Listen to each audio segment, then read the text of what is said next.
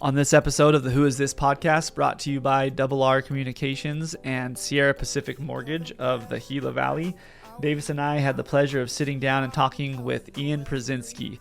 Ian, we've known for a long time. He's another Gila Valley native with a really cool story. I love stories like his because it's just good things happen to good people, and Ian's a good guy. He recently, him and his wife, purchased a lodge, I guess you would call it, up in Glenwood, New Mexico, and just the way that all came about by chance, or just being willing to ask the right types of questions and being at the right place at the right time, he was able to make a dream come true. So it's a really cool story, and I hope you enjoy listening to it as much as we did. Anyways, Ian. Yep. Welcome to the Who Is This podcast. Thank you. Glad to be here.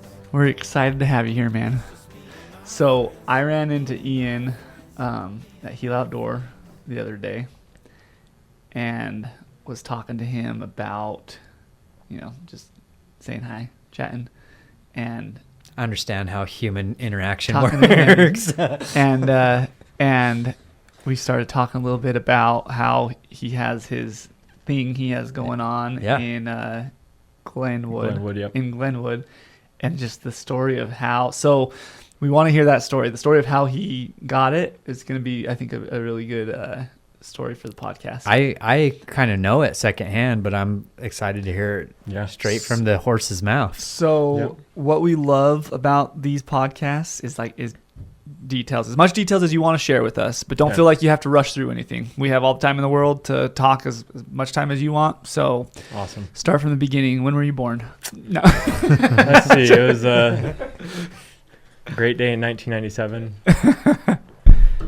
All right. So my wife and I were up in Round Valley in Eager at her brother's reception. He just got married, and so we were there, and Jessica's big pregnant with our boy. Every time you say Jessica, I'm going to think about your sister, dude. Yes. So I have a sister, Jessica. Time. I call her Jess. Okay. My sister's Jess. My wife is Jessica. Okay. So that's where we get differ. All right. And you could call your wife Ika. Yeah, there you go. So we're getting wrapped up with the reception, and she didn't want to drive all the way home. And so I was like, well, let's see if we can find somewhere halfway so we can make it back so we go to church the next day. And anyways, we looked it up and found this place in Glenwood, New Mexico.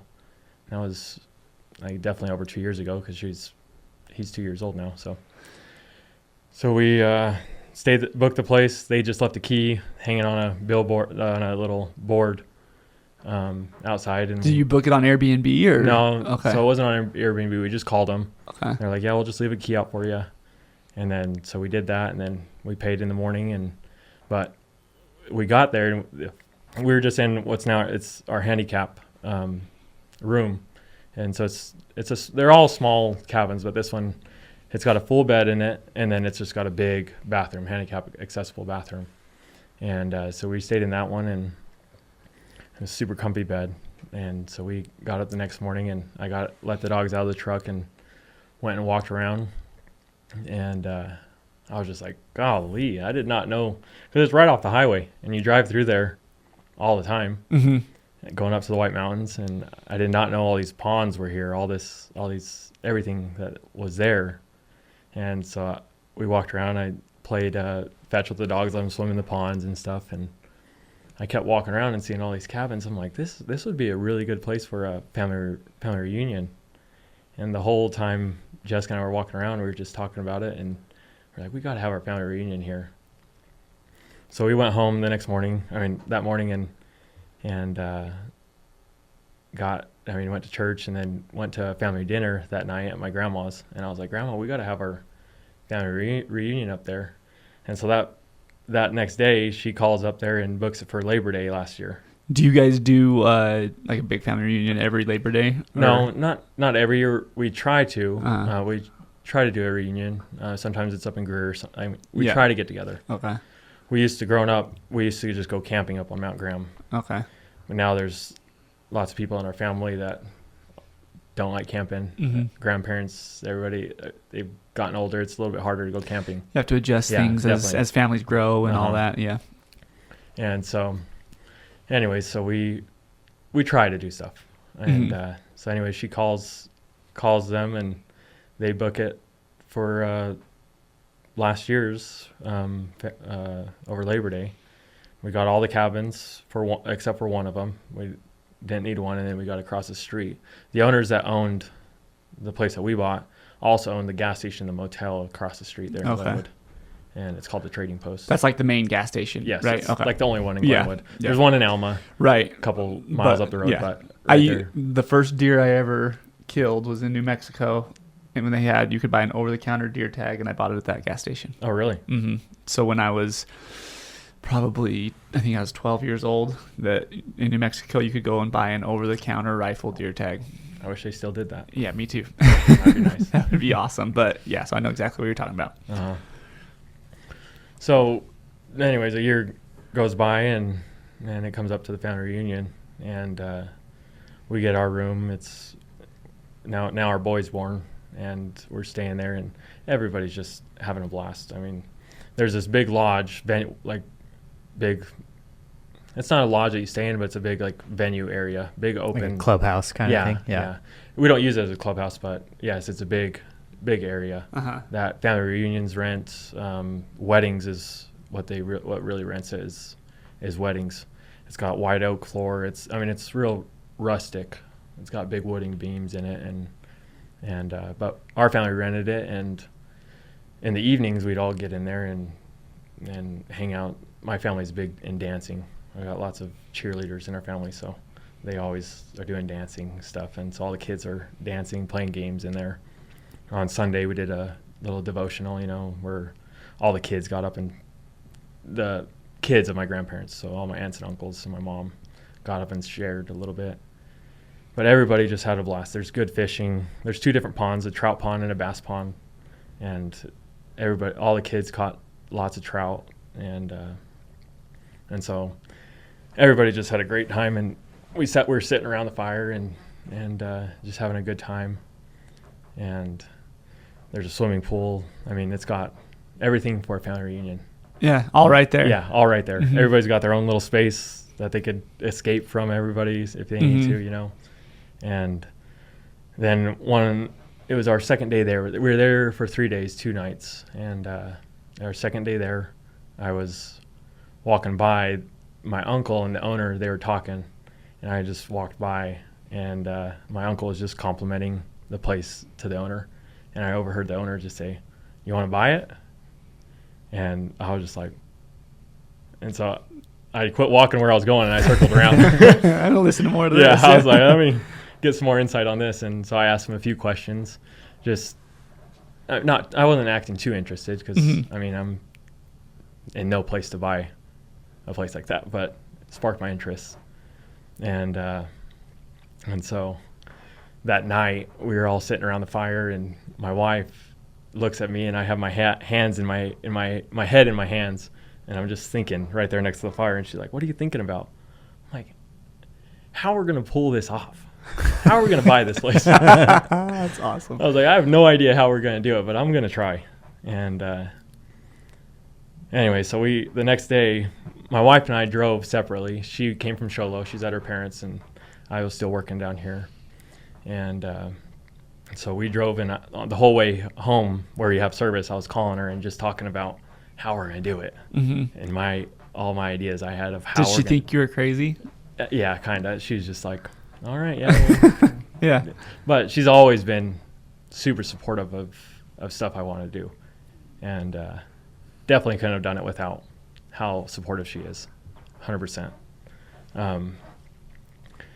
But so we get home that evening, and the first thing I do is I go over to my brother-in-law, Nate's house, and just talk to him about buying it. And he was kind of talking us out of it. Like, no, it's too big like, you don't know everything that's going on, All the doubters. Yeah. Dude. And I think he was just looking out for us. Yeah, no, 100%. For sure. I'm joking around with Nate. Yeah. And he's got an analytical brain. Yes, He's like, yes. this is a risky thought. Yeah. You're right. It's I mean, it's risky. That's 100%, no matter how you look at it. Right. And anyways, my wife and I were like, who cares what Nate thinks? I've said that multiple times. We're just going to do it.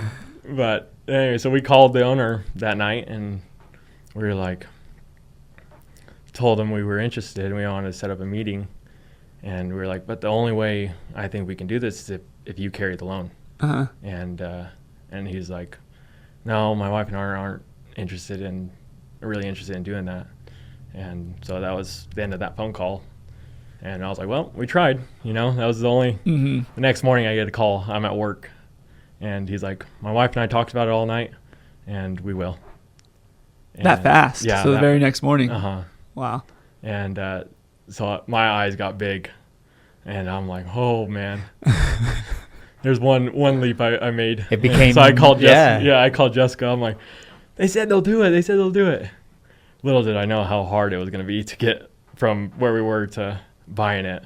So we set up a meeting, went up there and had a meeting with them and just talked about all the numbers and the down payment and everything. And we were just like, well, yeah, we definitely don't have that. And so I got home and I was like, well, I know some people that do have that. And so I was like, I'm going to call a few people. And first person I called was my boss at the time. And so we set up a meeting with him and went and sat down and then first thing he said after I told him I have an investment opportunity for us, he's like, well, so you're going to leave me?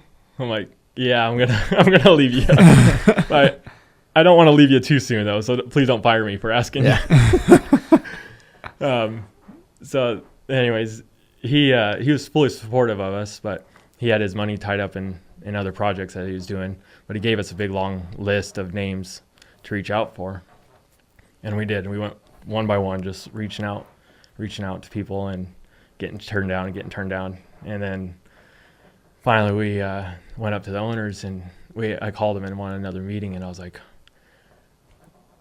we just told them that down payment is just too high and we can't get it. And they're like, well, what do you think you can get?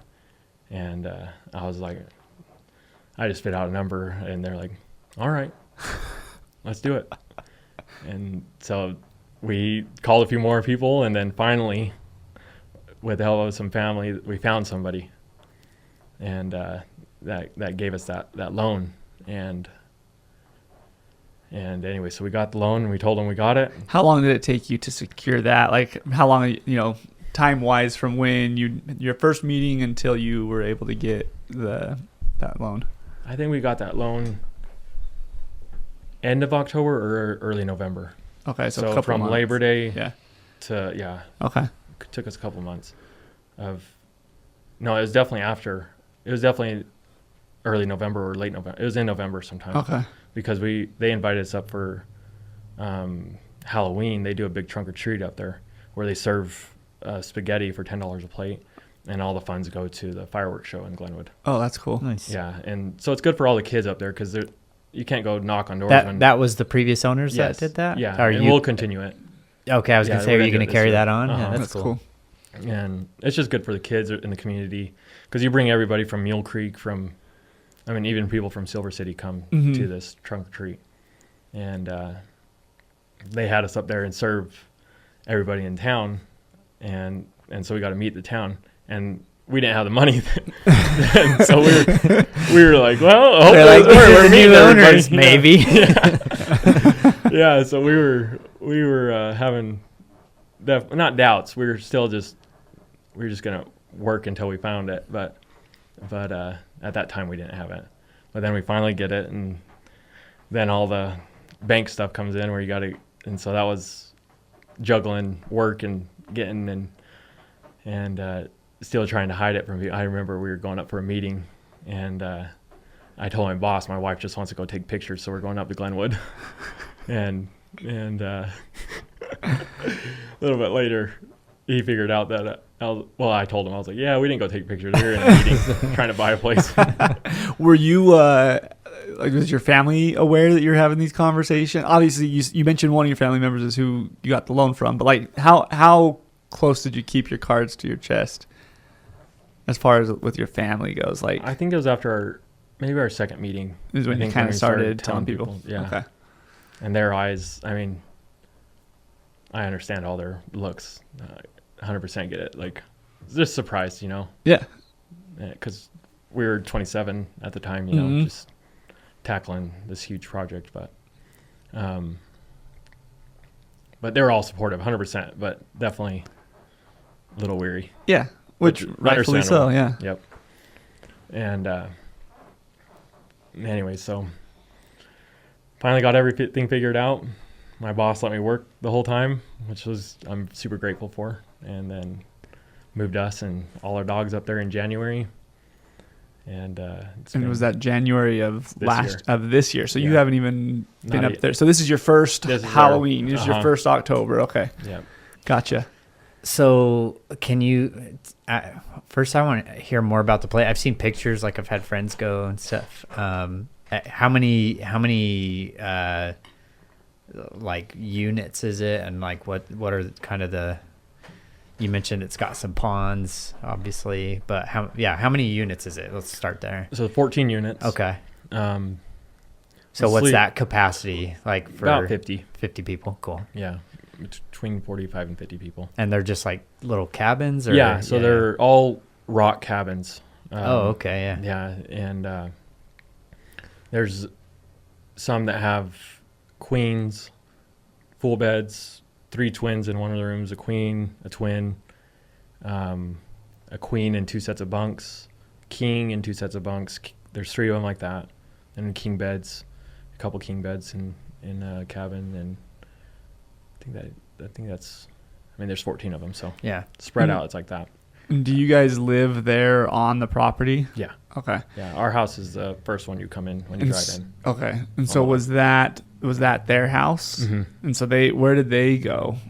They had a house in Alma. Okay. Across the river. So they're still around. Yeah, they're still around. Okay, that's good. And then and they still own that gas station. No, they actually just sold that in June. And so they didn't want to carry that loan for you? Did you talk to them about that? No. they were thinking about it, but I'm glad they sold it to her. They did, because she's been managing it for quite a while. Yeah. And she's actually younger than us. Oh. But she's been doing so good over there, and she's been doing great. And but yeah, I think that would have been a lot to tackle all at once.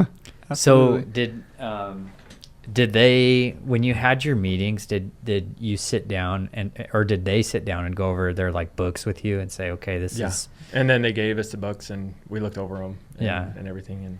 And because you had to figure out, okay, if I'm getting a loan and this is my payment from you and this is my payment from you, these are the minimums that I've got to meet, not only just to pay these loans, but also to.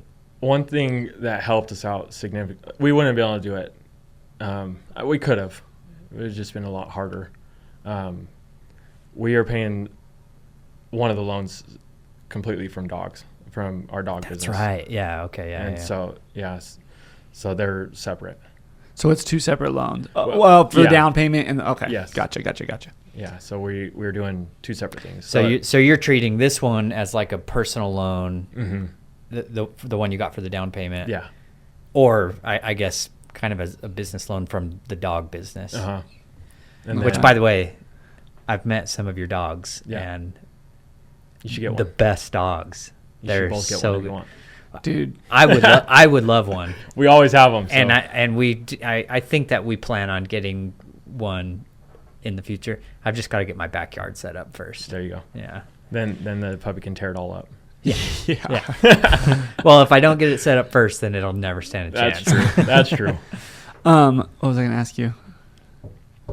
I can't remember. What were we talking about? Going over the books. Oh, did Nate help you with that too? Yeah, he looked over them a little bit. Yeah. So what were his thoughts after? Yeah, that's what, at what point was Nate like, "Oh, this actually might be a pretty good idea"? Or did that never come? That never really came until we got it. It Okay. never really Yeah. came until we got it. Uh-huh. Then he realized, I mean, because it's 12 acres. I mean, it's like really good real estate. Mhm. And we got a creek running from one pond. It doesn't go to the other, but we got a creek running through the property. I mean, it's beautiful. And trees that are covering the creek. I mean, it's just a beautiful. What's it called? I don't think we actually. Los Olmos Lodge. Los Olmos Lodge. Yeah, O-L. Olmos Lodge. Yeah. Okay. Almost. Los Mhm. Olmos Stands for Lodge. the elms. Okay. They're the ones that started it, the Elm family, Oh, okay. back in the either late 1800s or early 1900s. Okay. And so it's been there for a long time. Do That's awesome. how long? Well, let me ask this first. How long did the previous owners own it? 10 years. 10 years. Yeah. And what? I know you just got it within the last year, but I'm guessing you've already kind of implemented some new ideas for the place, or have you? I don't know. Maybe that's a Yes. Wedding wise, we have. cool. Yeah, we definitely. I mean, we planted grass.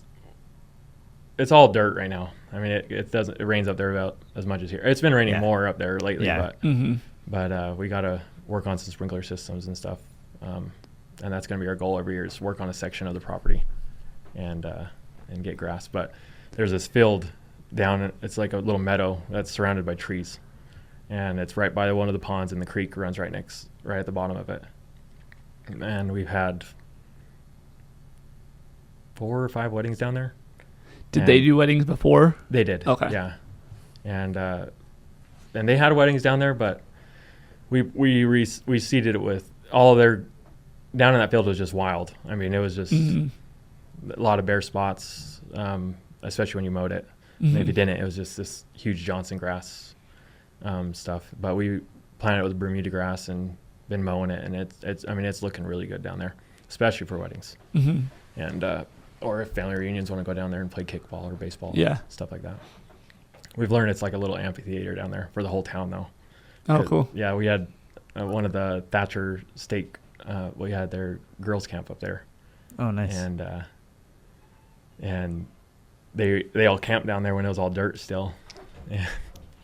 They were a little noisy, I guess. Did the town And, get mad? Well, yeah, we had a few neighbors that came and complained the next day, and I was like, well, looking for you. It's their last night, so they're leaving today. but it's beautiful. Then they did weddings, and we're gonna do some stuff in the lodge. We're gonna put a bride's room in there. There's a perfect room for the brides and bridesmaids to get ready in. Mhm. It just needs to be. It's storage right now. That's all it is. Mhm. But it's perfect Nice. for what that it is needed for. That's awesome. And So do you have to book the whole thing as a whole, or do you do like individual cabins? we do both. Okay. Most of the time, like next weekend is a lot of individual. Was booked for a wedding, they canceled, but it's already filled back up. So yeah, we do both. Okay. During the week, it's mostly individual cabin Mhm. rentals. And How far is it from here? Like an hour and a half? yeah, hour and a half, hour and 45 Yeah, minutes. that's not bad Yeah, at all. it's not a bad drive either. It's pretty. Do you only book it on like a website, or do you put them on Airbnb, They're not, VRBO? that is our biggest plan. Is getting on Airbnb. Because that's what I'm thinking. Like Yeah. that's If you it's gotta not on do Airbnb, that. that's gotta up. Yeah. You know how many bookings you get. How many Yeah. eyeballs you get? 'Cause- Because that's where people are looking to book those types of Yeah, venues or mhm. those types of lodging. And Yeah. if you're not already aware that that's there, you don't know how. You're not going to find that if it's just booked on your website. So I'm thinking if you're self-sustaining without that, Airbnb yeah. is going to be crazy for you. Yeah, and then that has been one of our plans. We've been talking. But it might get kind of crazy trying to juggle like people trying to do weddings Mm-hmm. when, because I don't know how your weddings, like when somebody does a wedding, are they booking the whole place? Yeah, they book the I whole imagine. place. And so normally, I mean, like we've got I think 6 weddings next year booked, and they've already booked them. Yeah. The whole place, so nobody else can book it. Right. Gotcha. So, and we'll combine our 2 calendars together. And what you could do too, and I'm just spitballing ideas here, but book the weddings through your website, obviously. And do you require them to book like a certain amount of time in advance?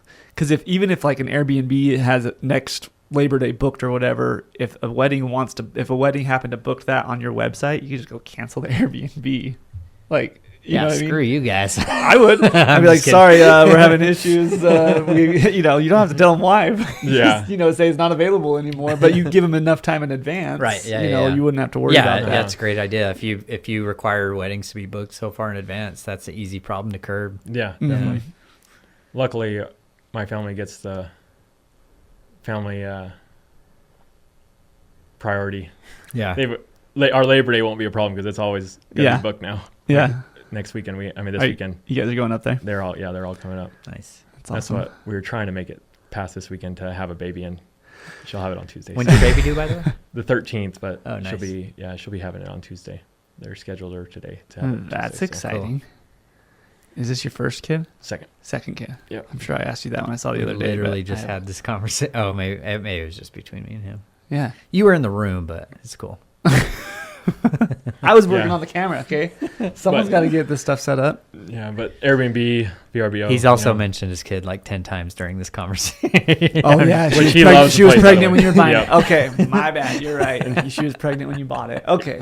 He loves the place, by the way. I mean, he's living. It sounds like he's living my childhood dream. I was going to say this sounds like a book I read when I was a little kid. Yeah. So I have a question. You Where mentioned the red fern grows or something. You mentioned the 2 lakes. One's bass and one's trout. Mm-hmm. Because it's on private land, do they have to go get a license or anything? No license. That's cool. Yeah. Wow. That's cool. Yep. And we will be stocking next year, definitely. Do you do like pole rentals? No, but we've thought about it. We just we have tons of poles. Yeah, they came with the place, like 40 poles and rods. You know what? That's cool. Like, just come in and grab it. Yeah, we are going to do kayak and something like that is something that would make me be a repeat guest. Yeah. It's like, but different like if excursions. No, just the fact that like, okay, we can go. This is something to do, and I'm not being nickel and dimed for everything. The different. Yeah. So that's cool. We are gonna do some rentals on kayaks and stuff. Yeah, that makes sense. Because you want something like that, you'd want them to sign a waiver saying. And that comes with the rental. That's what I was going to ask. I want the insurance that is on that property. Does it cover accidents to your guests? Like if they were to have an accident on a kayak? And our contract and stuff. Okay. Yeah, because every guest, they get an email that has a contract on it. Okay. Waiver, pretty much. So, dude, that is awesome. So I think this is. You guys need to come up and see it. Well, I've been there for. I think I'm safe to say this is probably the most jealous I've been so far with it. Right. Well, the fact that just how you came about it, because I guarantee you, there's hundreds, thousands of people that would have bought it if they knew that was an option. Yeah. Mm-hmm. You know what I mean? Like, I would have. I would have figured it out. That's awesome. Yeah, it's been good. Are you looking to sell? Give me 30 years. Yeah. Well, and that's the thing is, ask the questions because you never know. You never know. We who was the other we talked to? It was Weston. Weston Wilbank. Weston bought Hawaiian Snow, and it was just a matter. He's like, I'm just gonna call and ask if they're willing to sell. And he called. It's kind of the same thing. I'm gonna get the story wrong a little bit, but I think it was like a year between the time that he called them and then they called him back and like, hey, we actually want to sell this now. And he's like, okay. So. You just never know who you're going to run into. And I love stories like that. Just happen to be, happen to be the right place at the right time. And here you are. And we had this guy and he came up and he was an older guy and he was always asking us like, what kind of mindset did you have to buy a place at your age? And I'm like, I just wanted it. I didn't know how to answer that question. Right. But also, like, you think about it, there's a lot of people that, even if they heard that he's thinking about selling, it would have just walked by, you know. They're not willing to take the risk. Or my thought would have been like, especially at 27 years old, my thought would have been like, there's no way I could do, like, I'm not even going to ask. Before even asking him, like, how much do you want for it? Right. My brain would have said, not a chance, dude. That's not going to work. Like, don't waste your time. Don't get your hopes up. Yeah. Honestly, like that's what would have stopped me is like, I'm not even, this is too good to be true. Like, I'm not even going to ask because it's just not going to happen. So why even ask the question? So that's awesome. But I'm glad we're having this conversation because it's eye-opening for me. Like, if Ian could do it at 27 and there's something that I want to pursue, I've got to ask, make an effort. Stay open-minded to everything, you know. And another thing that he talked about, as we've talked about on the podcast a ton, is you figured it out as you went. Yeah. You know, like a lot of people will be like, well, I got to figure out my financing and then I'll talk to him. You know, or I've got to have a plan before, but you're just like, I want to buy this. What do we need to do? You didn't let that stop you from going after it. Right. Yeah. Which is awesome. And it was hard. Trust me. There was tons of times Jessica and I, my wife and I, we were thinking, that's not going to. Yeah. Every time we got turned down, it was like, not going to happen. So since you've owned it, how have things been going? Great. Are you guys, still loving it? Still, yeah. Yeah. Well, because you have to save up for the slow season, which is going to be November to end of January. We've got a couple weddings in February, which will help. So you got to save up for those months. And why is that the slow season? I just think family reunions aren't happening when it's cold, because it does get cold up there. Mm-hmm. I think family reunions, people are in school, stuff like that. I think we will have hunters come in. Yeah. They'll book. I mean, they've been booking it lately. In November, we've had hunters come in and book it, but they're not booking the whole place out. Yeah. How the previous owners, how much like advertising did they do? See, and that's where I'm like, yeah, that's the slow season now, but for them, yeah, because they didn't advertise. Yeah, but if you whatever, put up a cool billboard somewhere and highlight that it's what it's like there in the winter, sitting next to a fire or whatever, people will see that. People go camping and go. I mean, I have an Airbnb in Alpine, and people go and stay that even though it's colder. Like, if you advertise it, like, I bet you can get to the point where there's not really a slow season. Yeah, that's what we're hoping for. Yeah, We really are. Add the. Jessica's been great at learning advertising. She's just been learning the business first. Uh-huh. I mean, both of us, and but she's been working on advertising with our dogs. I mean, we've got dogs from Florida to New York. There's a few states on the East Coast that we don't have. We've got dogs California to Alaska, everywhere between. We've got one in Canada. We've got this year we sold our first one. What do you mean you have they sold those to are your people? clients? Yeah. Okay. And we sold one to Israel this no year. Way. Yeah. How does Israel find your dogs? That's crazy. On a website. Yeah. Yeah. We're a bunch of breeders. They post their dogs on this website, and then that's where. What kind of dogs are they? They're Bernese Mountain Dog Poodle mixes. How big do they get? So we've got some minis that will be around 35, 40 pounds. Okay, so they're a bigger dog. Well, those are our minis. And then our bigger ones are even bigger than that. 70 to 110 pounds. Oh, jeez. So. And they're like hypoallergenic? Most of the time, yes. Yeah. This last litter we did was mostly Bernese.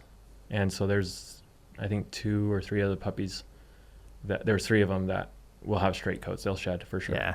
But yeah, most of them don't shed. Yeah. The ones that shed, you probably don't sell those for as much, or is it not really affected? Just because I know sometimes it's a factor, sometimes it's not. Sometimes people just want the color.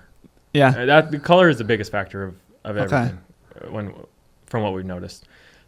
I mean, you do get the people that specifically want a dog that doesn't shed. Right. And so we cater to them and say, all right, if none of these ones work, we'll have a litter in such and such date, ready to go home this date, and then they'll put a down payment for that, and then. So how does that work? As far how many dogs do you have that are having puppies? Like, I bet you have a whole system down, right? Yeah. So and this is also why this all worked out. I mean, this is our first year where we actually are making money. making good money because we're not investing back into the program. You've gotten all your stuff paid off, and all of our dogs, and we've got enough genetics that we don't have to buy any more dogs. And but so we've got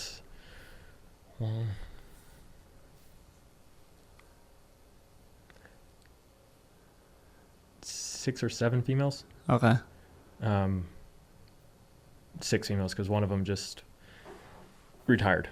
She's done. But and then we'll have 5 females next year. Are we allowed to call them bitches? That's what they are. That's exactly what they are, dude. That's 100% what they are. That's a lot of bitches. It is. I'm always dealing with them too. Oh, that was great. But so, anyways, yeah. My zone leaders lived with a lady that was a poodle breeder, and she would just throw it out there. That was just what that was what they were, right? And so it's like, this is funny getting used to. Yeah. Oh, we're so immature, dude. That was funny. Anyway, so 6 leave it in, Courtney. Yeah. So what we like to do is with our females, once they get 2 years old, we'll breed them. They'll have their puppies, and then so their dogs are pregnant for 63 days, and then they have their puppies. They nurse them for 6 weeks, and then they wean them. And they really, I mean, they'll go in and out with their puppies, but they'll go in and out with their puppies after that, and we'll let them hang out. And then at 8 weeks, they go home. So we take them to the vet right before they go home, get them all health checked, make sure they're good and ready, and then we send them home. And they have a litter every year or 2 a year, depending on the female and how they recover. But then we only breed them for 2 years. If they only do 1 litter, then it's that third year. And what we've learned doing this is you want the female to have their litters while they're young. You don't want them having when they're old, and then it's harder for them to recover. And then once they're done, then we retire them, and then our family benefits from us because we have good dogs. I do training. Yeah. And so all of our dogs are very well behaved. They all live a great life, and then when they retire, then we'll give them to one of our family members, or we keep them because my wife likes to keep a lot of dogs, even though she told me she didn't want that many dogs. Now we have a lot of dogs. So what got you into that? How did that all start? I've got good friends. That's 100%. I've got good friends, and one of my friends is Josh Tilley. And one day I was gonna breed. We had bought this German Shepherd, and he's like, well, breed it to a poodle and try selling those. You can sell them for more than. And so we started with a poodle German Shepherd mix. That is like counterintuitive to me, because I would think a purebred dog would be worth more than a mix. Something's only worth what someone's willing to pay for it. Well, that's my question. So explain that to me. Is that not the case, or there's attributes of each dog that make it more desirable as a mix? Is that? Well, I think the reason why doodles are worth more right now than a purebred, either like your golden doodles, I think a reason why a golden doodle or a Bernedoodle is worth more than the parents is because of social media popularity. I 100% believe it's the hot item. So right? It's yeah, the hot it's item. trendy. Yeah, yes, it's very trendy. Everybody wants a doodle, and so I think that's why.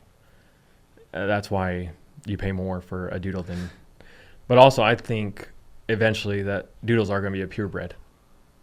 I mean, a long time ago, all these dogs that are AKC registered weren't. They were wolves. Yeah, well, and then they were mutts, Right. and then all of a sudden these mutts started being super valuable, and so they kept mixing these mutts together and then made these AKC lines. Right. Okay, that makes these purebred lines.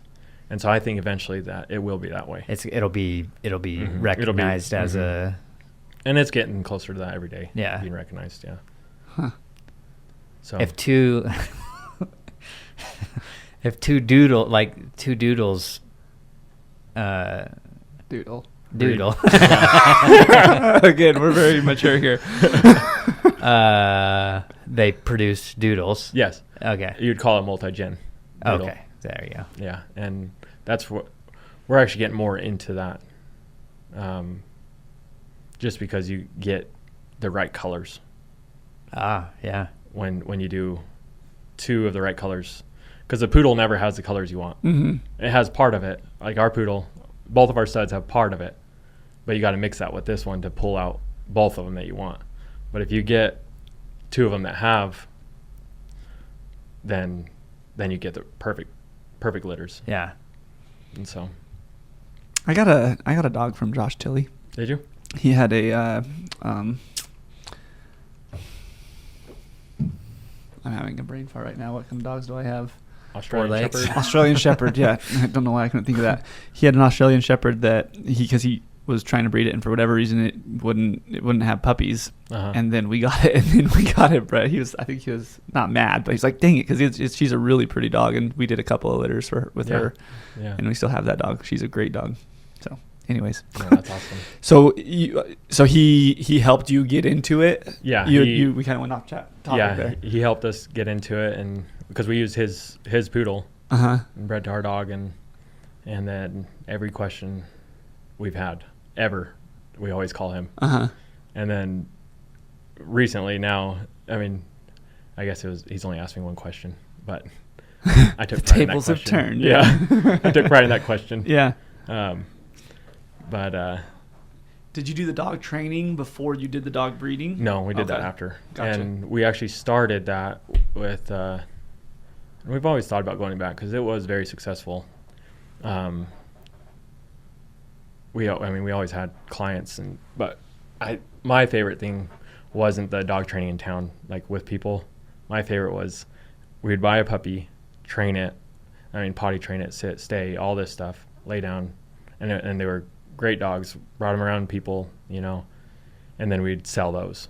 Oh, gotcha. Already trained, still puppy. I mean, Uh-huh.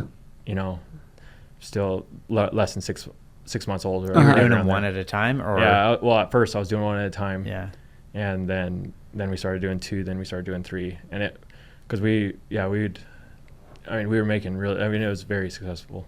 And Well, yeah, people love a trained dog. Like that's the people always love the idea of having a puppy, and then they get it, Yeah, and then the puppy is that's the worst stage. yeah. And so if you can buy one that's already through that, then that's awesome. There's these in California. There's these people in this neighborhood. We sold one to them, and then neighbors. They talk. Yeah. I think it was like 3 or 4 neighbors, and they were buying a puppy, paying for us to fly over, pick the puppy up, and then we get the puppy here, train it for 6 to 8 weeks, and then go, and they'd pay for us to fly over there. I would go into their Did you house. ever get show 'em attached to the puppy? Like, did you ever cry when at you had to first. give I him didn't back? cry. But I remember our first puppy. His name was Milo, and that we bought and trained and sold. And I was like, I put a lot of work in that dog. Dude, I would Yeah. have a hard time with Yeah. that. I'm not joking. And, but yeah, at first I definitely did. Yeah. But yeah, I would go into these houses that were just giant houses in California, and they'd pick me up in these nice cars. I'm like, oh, hopefully I trained this dog good enough, And I was always confident in him. I wouldn't send him I'd home. be like making sure my shoes weren't dirty, and yeah. that would be what I was working on. But yeah, we'd go over there and then show them everything, and then we'd leave them with a pamphlet of all the training tips, and everything we've done and what they need to continue doing. And that's why I prefer that instead of the training people's dogs here, because people do not want to train their dog. They don't want to continue doing it. They wanted me to train it and then never have to do anything ever. Right. Yeah. And I'm like, well, that's not how it's going to Yeah. like, if you don't change your habits before I got there, then that dog is going to reverse everything that I just did with it. It's kind of like me and exercise. I want it to just be easy. I just want to look good without having to exercise. I hear you. Yeah. Or eating. That's my problem. Yeah. I just don't eat enough. Yeah. I'm going to go out on a limb and also say that I bet people here probably have lower expectations when it comes to like what it costs to train a Yes. dog. Yeah. They wanted the bare minimum. Yeah. But they wanted the best yes, results. Yes, 100%. They did not want me to keep the dog at my place and train it for 2 months or less than that, 6 weeks. They did not want that. They wanted me to pick it up every day and spend some time with it, and then it goes back home to the same environment, Right. and forgets everything it learned. Not during the gonna day. happen. Yeah. And so it was an adventure, but I learned a lot. Do you still do the training a little bit or not as much? Just for my own. Just for your because own. we are keeping dogs, and Mm-hmm. because after those 2 years run up, then you got to have a dog to replace it. And so Yeah. I train them, and we do this cool thing, just so we don't have because all these dogs that I talked about, we don't have them all at my place. They're in what's called a guardian home, and so like Jess and Denver, they have one at their house. Oh, okay. Like we bought the best dog. That's the dog I was talking about. Yep. Lola. Yeah, so we buy the puppy. Best dog. She's great. We buy the puppy, and she's from Utah. We bought her from Utah. Jessica, my wife, flew up there, picked her up, brought her home. We kept her for 2 months, trained her, and then gave her to Jess in Denver. And what if they ruined it? Like, have you? That dog would be so hard to ruin, dude. She's so sweet. Really? And then at that point, like, it's their dog. Like that's our agreement. It's like it's your dog in the home, but when they come age to breed, then we bring them over here, breed them. Gotcha. And then when they have their puppies, we have them at our house. And when I say ruin, I mean like if you trained it and then gave it. But yeah, and I'm not saying Jess and Denver are terrible dog owners. I'm just saying no, they're great. But the fact that they're living, you don't Yeah. necessarily care if they're not as trained as they were when you had the dog. Yeah. Anyways, the goal of it is just so our dogs have the best life. Mm-hmm. Because we don't want them all cooped up in that's a cool. bunch of dogs cooped up in a pen. So we try to spread them out. We've got them in Eager and Peanut. Like we've got them quite a few places. Is that a pretty common practice in the dog breeding world? Yeah, there's a few breeders that do that we know of. It's just what we've noticed is kind of harder because it's a lot of planning. Yeah. And what if this person that's has your dog at their home misses a heat? Like then you don't get to breed that dog. Right. And so it's been a little bit harder, but most of our people are pretty. How do you keep track of when, like, are they all, I mean, because it's all 6 months staged, apart. right? Yeah, like 6 months apart is their cycle. Yeah. And okay, that's what I was going to ask. This is a dumb question, but it's not for dogs like in the wild, animals have babies in the spring. Yep. No, they are all times a year, but Okay. it's 6 months apart. Yeah. They'll And you a just cycle. have to keep track of when each dog's is. Okay. And so we you got got like Yeah. a little app on your phone. No, we keep notes. I mean, I've got this big long list.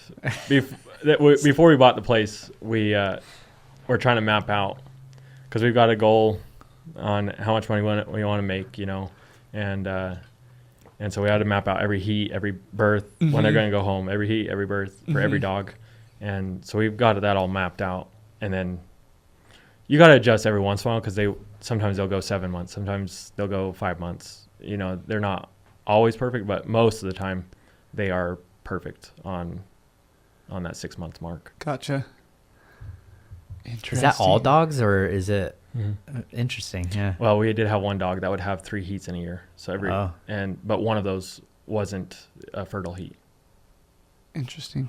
Yeah, she'd go into heat like every 4 or 5 months.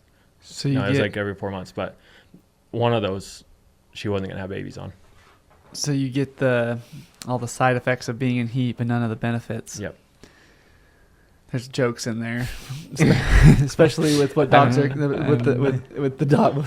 What we talked about earlier, as far as okay, I'm done. This is the most immature I've been. Sorry, Ian. No, it's totally fine. I get it. I 100% get it. Ian gets it. Ian's one of us. Yeah. Can I tell you what I remember about Ian? Yeah. So Ian, when I think of you, I think of 2 things. One, and this is from way back when hanging out with Jessica, when you were just a little kid. And One, I remember vividly how distraught you were when Steve Irwin died. Yes. That was for whatever reason I have that memory. Like Ian was pretty upset. I don't know why I remember that, but I remember that. And I remember you had a really good talent of making a dolphin noise. I've lost that. You've lost that I talent. tried it just a little bit ago because I was like, maybe my son will get that. And I tried it, and it was not going to work. I was like, well, that's gone. Those are two things I remember about Ian. I remember doing it in the megaphone at the volleyball games. Yeah. For a while, you had a YouTube channel of catching the Arizona animal, like I know. snakes and I wish we things. never quit that. Didn't you used to milk rattlesnakes? I know. I've only done that once. Oh. Yeah. But yeah, that was just around all my friends. One time we had being stupid. But yeah, awesome. I had that YouTube channel, and that was fun because I love snakes, Mm-hmm. and everything wildlife. I just love. That's why it's so cool what you're doing now, because that's literally your dream. Yeah. 100%. You know, you're in nature. The other day, I don't kill a lot of rattlesnakes nowadays when I'm out in the hills and stuff. I'm like, they're not really bothering me, like unless they're really trying to get me. But on my property, then I definitely kill them. Right. Yeah. Kids and just stuff. Yeah. just like a couple, like last week, there's this. I was going out to feed the dogs one night, and I just heard buzzing, and I'm like, well, at first I thought water was broke, a water line was broke or something. And then I started listening. I'm like, no, that's a rattlesnake. And so I ran and grabbed my light and was looking for it. It sounded like it was over by my dogs, behind my dog pen, and I couldn't find it and then there's this stairs that go up from where their yard is back to our house, and I took my first step on the stairs, and there he was on the third step, this giant rattlesnake, and so I had to kill that one. But I mean, it was right maybe 10 yards from my house. Yeah. Well, dude, I live over here off of Ray Lane, and we get them. We haven't actually gotten a single one yet this summer, but last summer I think I killed 7, like either in my front or backyard. Whoa. Just wait till it starts raining good. They'll come out. Yeah. I know they will, but we've been fortunate so far this year. But I was gonna, do your dogs do a snake bark? I don't think they've ever seen them. I've been around them. My dogs, so my dog pen is like right in the corner of my yard where the snakes will come under the gate, and then they're basically in the dog pen where they do access it. And my dogs have a very distinct bark. Like I hear it immediately. It'll be late at night, and because like my dogs bark at everything, right? There's coyotes and stuff, and so they'll go crazy. But every time there's a very distinct bark, and like there's a snake in the pen, or there's a snake in there, and it's crazy. Like I just recognize what it is. It's very different to what their normal bark is, which is helpful. They're like, get this thing out of here. Yeah. Well, help me. I had one. She killed the snake. She got bit, and her face just swelled up, and she was just happy. She was like is it true that the snake venom doesn't affect dogs like it does a human? Do you know? Yeah, I mean, it's still kind of dangerous for them. Yeah. I mean, that's why at the vet they sell the snake shot for like before you get bit. Right. You know? But yeah, I've had lots of dogs get bit by rattlesnakes. Yeah. And they just swell up real big, like her big old head. Her face, her lips were just twice the size, and she didn't even seem to be in too much pain though. She was still like, I think maybe she was just on a high. She was very proud of herself that she killed the snake. I think the biggest thing that they got to worry about is just closing off, like swelling up and not be able to swing or breathe. Yeah. They do the same. I mean, I don't know if it's not particular to snakes, but maybe reptiles. I don't know, because they did the same bark for Gila monsters. There have been a couple of Gila monsters in my yard too, and one of my dogs got bit by a Gila monster. The one that we got from Josh Tilley, she got bit by a Gila monster. And I don't think Gila monsters, no, they are venomous, but I looked to see like how dangerous it was for dogs, and they're like, she's gonna be in a lot of pain, but she'll be fine. And she immediately like just laid down, and you could just see on her face like she didn't feel good. And then she literally walked over to her water bowl and just dunked her whole head into the water. No way. I don't know if that she got some type of relief or something from it, and then felt like her face was on fire. Yeah, and then the next day she was fine. So, anyways, that's crazy. Yeah. Yeah. Lots of It's been snakes. a long time since I've seen a Gila monster, but didn't you guys just see one over the weekend? Yeah, Joey, we went golfing in Tucson, and Joey walked.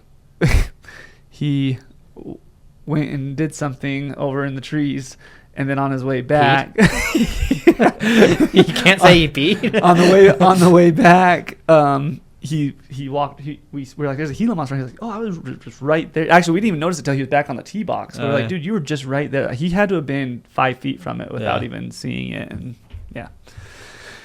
I don't know why I didn't want to say Interesting creatures. Yeah. Yeah. There was some that were like living over by our house when we first moved in. We haven't seen them for a while. That's the only place I've ever really seen him, is like the road to Fry Mesa. Yeah. I used to see him a lot. Oh man, this was scary. Not because of the Gila monster, because of my stupidity. One time I was out here on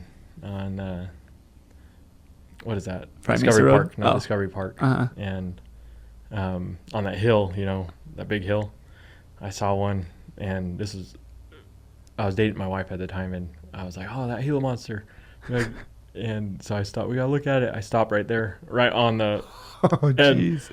All of a sudden, honking and flipping us off, all this stuff. And yeah, they almost got us. My wife now, she got after me for that. Yeah. Don't stop it. It's a Gila monster. Yeah, You I don't was see like, him very squirrel, often. yeah. All distracted and all, forgot everything. Yeah. Forgot where it was.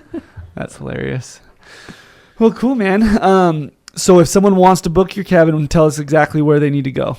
LosOlmosLodge.com. LosOlmosLodge.com. Yep. Okay. And they can call that number on the website. Call us and we can book it for you, or you can book it there. Do you guys have a Facebook page? We do have a social media and Facebook, stuff? Okay. yeah, and Instagram. Okay. You can contact us there. Same. If you just Los Olmos Lodge. search Los Olmos Lodge. Okay. Mhm. Cool. I'm excited. I want to go. I wanna It book sounds it. fun. I want to go fish in those lakes. It Yeah, sounds like it's my nephew caught a 4.5 pounder out of there. No way. bass. Big old bass, yeah. Wow. And I've caught quite a bit of 3-pounders. I'm still chasing that. What are you like? Just using worms? Are you fly fishing? What are you doing there? No, I'm lures. Okay, spinners or something, Yeah, spinners, jigs. He caught it on jig, and then also minnows too. Oh, okay. Use minnows. So But it's private land, so Yeah. they don't have to be licensed. Mhm. That's just cool, come up dude. and fish. That's my dream, is to eventually have like a cabin with a pond on it that I can just do whatever I want with. I'm so jealous. Sooner dude. the better. I can't do whatever I want because it is a natural waterway. Oh, I can't okay. put whatever. I Yeah. want Oh, that's in what I it. was going to ask. You can't like dam it off or anything. Have you seen any like has the creek slowed down because of the water, or no? I think it's been like it never slowed down from where I was when I got there. Yeah. But maybe it's not as high as it always is. Yeah. I guess. You've only I've only owned been it there while it's been dry. Yeah. Yeah. So, but That makes sense. when New other Mexico has gotten more water than us, I feel like. Though. we definitely have. Yeah. I mean, yesterday was raining good. Today it's gonna be probably raining up there, and then we've been having good rain up there. So at least once a week it rains real good up there. Nice. That's awesome. Yeah, it's been good. It's an outdoor paradise out there. So Let's we've go had check it out. mountain lions on the property. One of our guests came out of one of his cabins at 1 a.m. and took a picture. Well, he took a video of this mountain lion standing right on the other side of this. It was right on the other cabin's porch. Oh gosh, on the porch. Yeah, on the porch, right next to the ice chest. He's just right there. Oh my gosh, And that's one of scary. our guests saw the same lion. I know it probably was like 2 weeks before that, in the middle of the day, and they just saw it right there next to the property too. Uh-huh. And I've heard it one night. And there's a bear been walking around that people have been seeing. So and there's always deer there. Yeah. Every Yeah. evening, deer are coming through the property. Any good bucks? Not that I've seen, no. Not How many acres is it? 12 acres. Do you get? I don't know. You don't get any like land. No, owner I'm tax in or town, anything? so Oh, okay. you have to be I don't know how that works. Yeah, you have to be out of city limits or something like that. Gotcha. You have to be out of the. Do you know what the minimum acreage is to get a landowner tag? I don't know. I want to figure that out though. Yeah. So New Mexico, if you own property, the state issues you a tag, and then you can sell that tag. You can, as far as I know. Yeah, you like, can keep the tag you and can keep open. it, sell it. Yeah. And what some people do is they keep the tag and then open their property up because you can use that tag on the unit, Mm-hmm. but then other people can hunt your property just on foot though. Yeah. Is what the deal, from what I've heard. I don't know the Yeah. exact regulations on it, but from what I've heard. That's something I'm interested in too. I hear you. let me know, and I'll partner with you. Let's do it, dude. That's a good idea. That's I'm just brainstorming different ideas you could do. Another revenue stream. Yeah. Have you ever thought about getting like your guide license or anything? Because Not too hard. I I would love to, uh-huh. but I feel like to be a guide is almost like to be a firefighter, like a forest fire firefighter. It's almost a single man's game because you have to be out in the hills all the time. You have to find these animals. Yeah. And so that's well. And then you're always carrying, like, when I want to go out there, I want to be peaceful and Mm-hmm. not have to have all that stress of finding this deer for this specific person. You don't want to turn into a job. Yeah. I was just thinking of how you could use that property to combine it with being, offering some cool guide experience, but maybe you could like partner with a guide already. Yeah, partner with guides already and give them discounts or something if they always bring your clients to your lodge, whatever. I don't know. I'm just one of my goals. I'll say it right here. So when it happens, okay. One of my goals is to have Meat Eater. It's called Manifest. Stay there because they're always hunting. Oh yeah, elk up I there. freaking love that show. I know, me too. That's like, and I feel, and it's a perfect place for them. yeah. And so, I've been telling my wife this. I was like, I gotta have them here, and so that it's gonna happen. I don't know when. That's a good goal to have. Because that would just be so. I mean, it'd be good advertising too. But, but it'd be cool to just to meet him. Yeah, that would be. Because I love him too. I love watching all of his shows. Yeah, he's fun to listen to on podcasts too. Oh yeah. Yeah. If I have like 30 minutes and I'm just killing time, that's what I throw on. Meat Eater. Yeah. If you ever meet him, point him my way. Yeah. Yeah.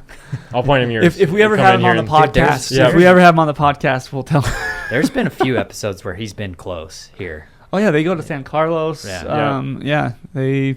Well, he's in New Mexico on his elk hunt. They're the best elk hunting units are, right there next to me. Yeah. And so it's like, I'm close enough. They're around. Come and stay. I wonder if they've ever stopped at that gas station. You need, you almost have to assume write they some have. emails, dude. I know. I'm going to. Honestly, yeah. I'm Just going to. tell them they can stay there for free.